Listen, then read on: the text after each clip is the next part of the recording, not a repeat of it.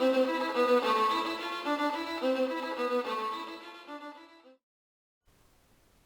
folks, in today's video tutorial I'm going to show you how to understand the replay function. We will start from scratch. We will create a new 3D model with name replays. I will create first shape regarding the extrude feature, and for example will be defined a circle with some dimension. I will offset, for example, from sketch place down 60 and upstairs again, for example 25. Yeah, so everything looks good, and we will continue with second extrude feature and we will create circle again. Fine. This is the shape that we would like to manipulate, and I will create new extrude feature. So if you will select the sketch plane and then you will select the extrude feature, the system will automatically jump to selected sketch plane or select the datum plane. Yeah.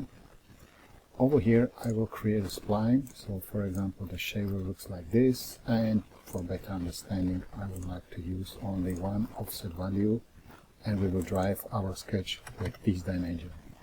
So for now 90 degrees dimension 90 is good. So we will confirm. Okay, what does it mean? The system, if your sketch is only one line, you can use the solid extrude as a solid, and then you can use the thicken sketch and specify the thickness. Yeah, for example 30, and then you can specify the offset value, or you can switch from the solid modeling to surface modeling, so extrude as a surface, and then for example you will specify the symmetric. For the replacement, the surface has to be much bigger as the original one, so I like to replace this surface. Yeah, so what will be final result and how we would like to get the result is that this surface I like to replace.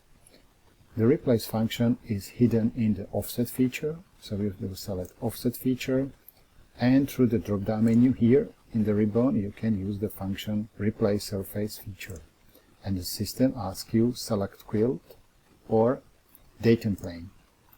You can see right now the system really easy at geometry, and if I will confirm, the surface will be automatically hidden. Okay, so it was example that system can add material. Yeah, I will edit this feature. So for example, I like to see if it is possible add and remove material. Yes, so you can see here that right now in intersection, and again we will select the surface and offset functionality, select from the ribbon, replace, or I like to use the right mouse button and use the replace. The system may ask you again, select the quilt or surface, so please select. Over here you can see that system can automatically remove or add material. Perfect. Great. And the last example, so insert here I would like to switch, and we will change again that we would like to reuse the offset feature as the replace function with only the removing material. So again, select the surface. This surface will be replaced, so offset and replace, and you can directly select the surface. Perfect. So you have seen that offset functionality is possible to manipulate and replace existing geometry. Another question is if the same functionality is possible to use with flexible modeling. So if you have the possibility to use the flexible modeling, over here is the functionality substitute. If you will select the function substitute, what does it mean? You will select this surface and you would like to use the function substitute, and please select the datum plane or surface. the system will automatically replace and confirm OK.